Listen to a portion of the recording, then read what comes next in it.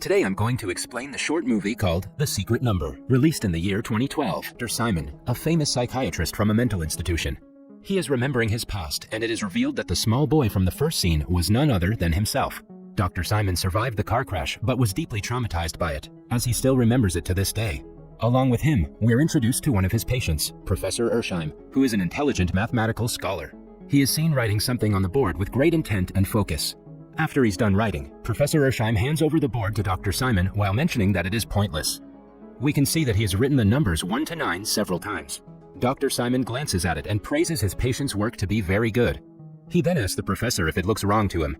In an irritated tone, Professor Ersheim comments that it is wrong because it is missing the hidden number BLEEM. Here, we get to know that the professor talks a lot about this mystery number, but cannot prove its existence. He simply replies that one has to trust him as he is a mathematician, not a lunatic.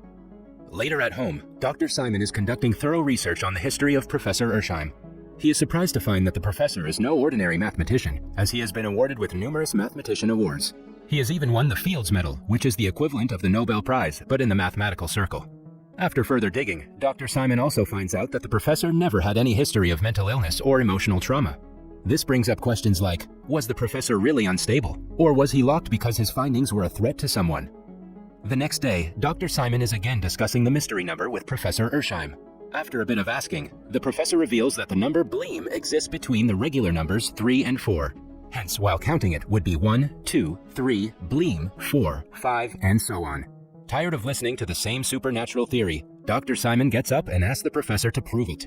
He carries a jar of jelly beans and orders him to separate BLEEM number of beans to prove the existence of the number. At first, Professor Ersheim is confident that he can accomplish the task and tries to arrange the beans. However, after a bit of struggling, he's unable to align BLEEM number of them, so he throws everything in a fit of rage. Dr. Simon then taunts the professor that he is not able to prove it because no such number exists. However, a fuming professor retaliates that he is not able to prove it because some external force was preventing him from doing so. Dr. Simon then dismisses his claims by saying that he was there with him the whole time and no one was there to stop him. After the heated conversation, the professor asks the doctor for a pencil and paper to continue his research, but Dr. Simon simply ends the session while saying that he will think about the writing materials some other day. Just then, the professor notices the black marker on the ground nearby the scattered jelly beans. As the security guard arrives, Professor Ersheim goes near the marker and secretly hides it. Before being escorted away to his room, the professor crazily stuffs a bunch of jelly beans in his mouth, which puzzles Dr. Simon. He is then taken away from there and is locked inside room number 304, which is guarded with high security and surveillance. Meanwhile, the scattered jelly beans on the floor remind Dr. Simon of the accident again. On that day, after the police arrived to collect the deceased body, a young Dr. Simon picked up an identical jelly bean from the road.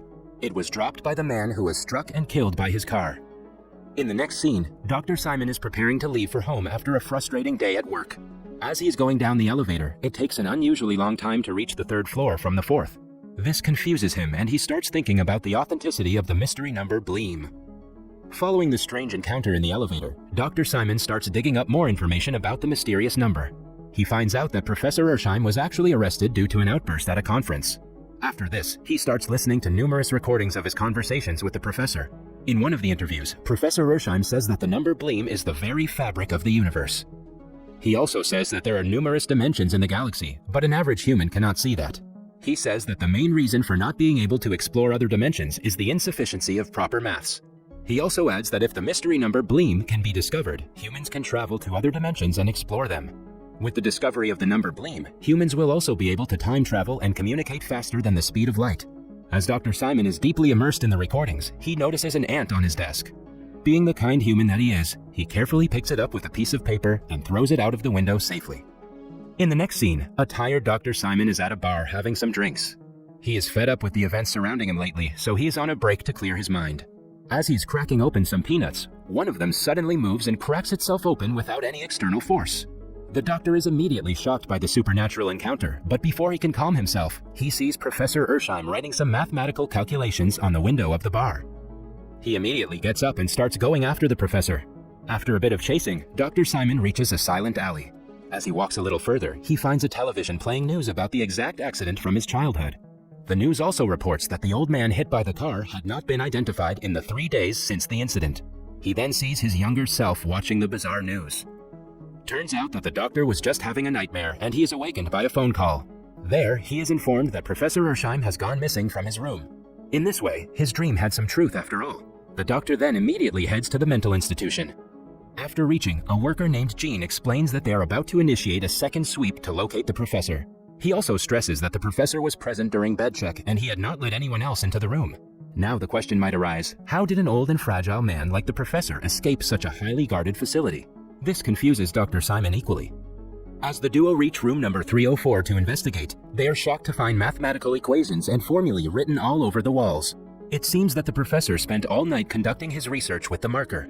After the inspection, the doctor finds 3 jelly beans on the table, similar to the ones present in his room.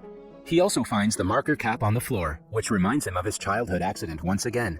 In the flashback, he picked up a black marker which had its cap missing. All of a sudden, he remembers everything and finds out what has just happened.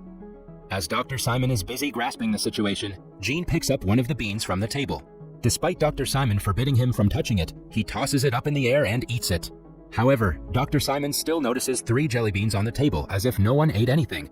He then remembers his childhood accident clearly.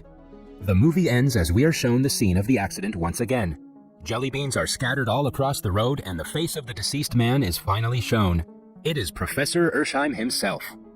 Now, for those of you who are still confused, let me explain. This movie is based on time travel, where the main protagonist, Dr. Ersheim, is a time traveler. While he was apprehended and locked inside a mental institution for being unstable, he was actually a genius and knew things no other human could think of.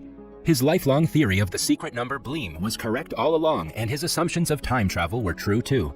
Because he was locked in a cell with no materials to continue his research, he couldn't prove his theory and was laughed at by everyone. However, when he finally got his hands on the black marker, he used all his mathematical capabilities to discover Bleem. As Bleem is the centerpiece for time travel, he used it to jump between different time periods. In this instance, he went back in time to Dr. Simon's past, where he was unfortunately struck and killed by his car. Although he succeeded in time traveling, he forgot one rule. What does not belong in the timeline will be discarded by the timeline.